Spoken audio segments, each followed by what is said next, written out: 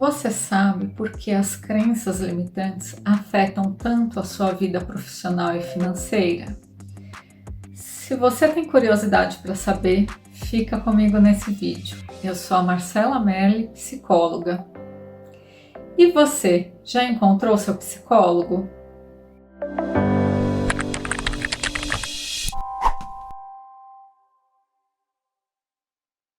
Então, estava aqui lendo Mulheres Correm com os Lobos, o capítulo da Vassalisa, a boneca de pano, quando eu me deparei com uma metáfora do conto que me fez refletir sobre como as crenças limitantes influenciam a nossa vida e, sem saber disso, quanto elas podem paralisar a nossa vida profissional, financeira e outros aspectos também. Eu vou compartilhar com vocês o parágrafo que fala sobre isso e vou comentando o que isso tem a ver com as crenças. Então aqui no livro a autora diz: a família da madrasta de Vassalisa é um gânglio intrapsíquico que intercepta o nervo da vitalidade.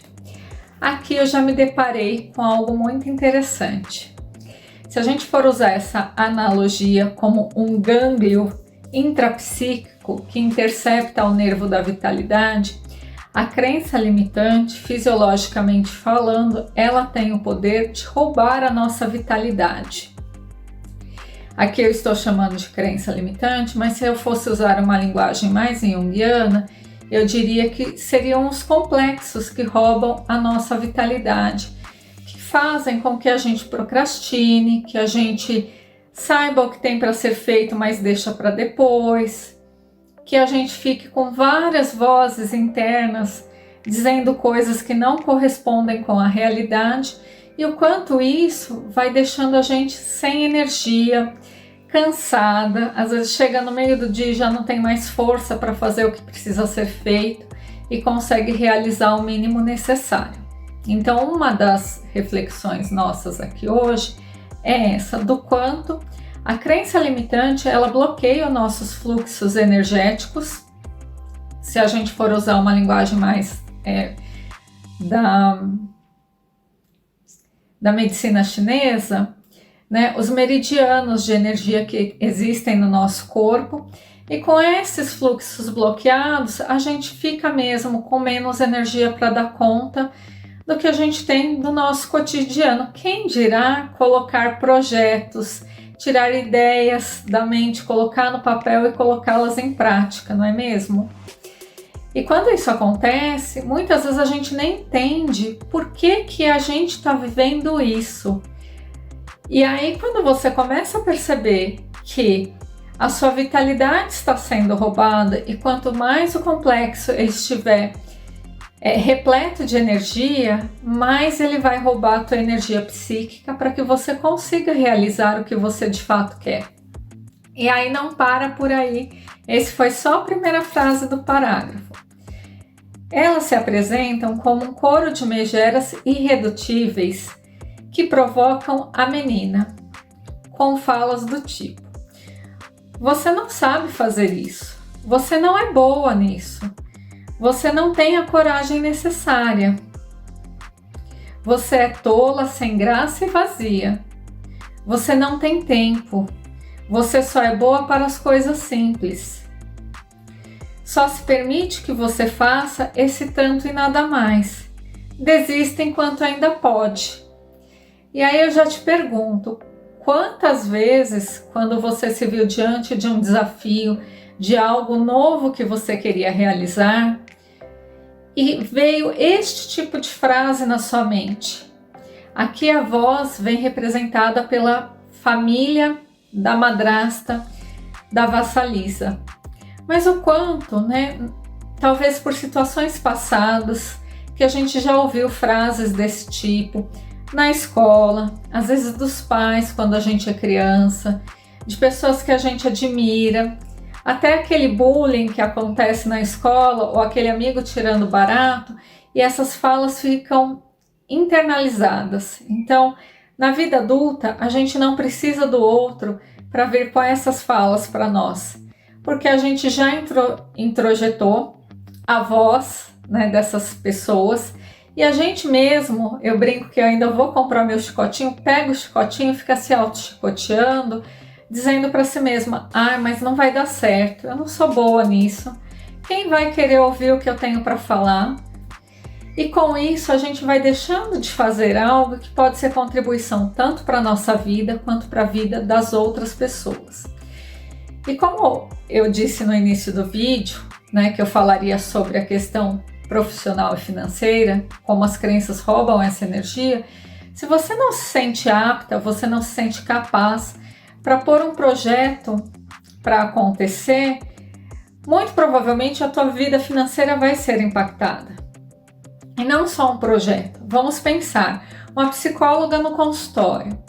Se ela tem a síndrome da impostora e ela acredita que ela não é boa o suficiente para cobrar aquele valor ou para cobrar um valor diferente do cliente dela, ela se sente enganando a outra pessoa, e isso já vai alimentar essa crença, alimentar esse complexo e impedir que a vida dela se transforme, porque é como se ela quisesse andar, seguir adiante, mas tudo fica muito lento, muito moroso.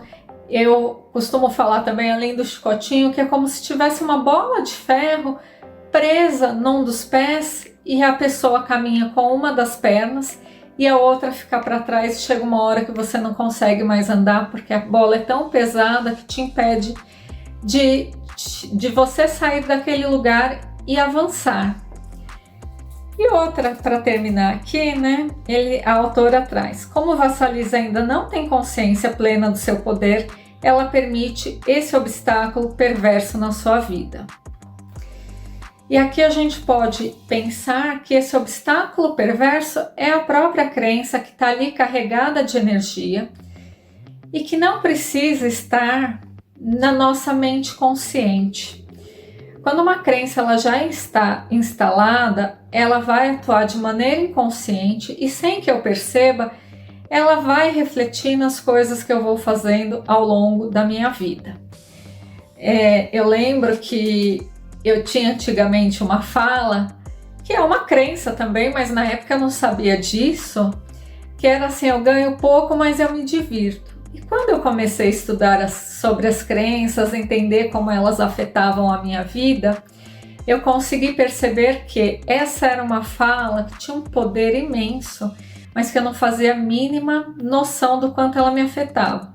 Ou seja, inconscientemente e na brincadeira, eu estava repetindo o tempo inteiro que para eu me divertir com o meu trabalho, eu tinha que ganhar pouco. Ou só era possível o meu trabalho ser divertido se eu ganhasse pouco. E aí eu posso até desdobrar ainda mais essa crença. E quando eu tomei consciência disso, foi a primeira coisa que eu parei de falar e trabalhei essa crença para que ela não afetasse mais a minha vida. E comecei a pensar, né, abrir o meu mindset para pensar o quê? Eu posso ganhar muito bem e me divertir também, por que não? E quando eu comecei a abrir essa possibilidade, não é que minha vida transformou da noite para o dia, mas foi ficando mais leve até para eu poder falar de valor, de dinheiro com os meus clientes. Parece que é uma coisa tão pequena, tão boba, mas que tem uma influência tão grande na nossa vida.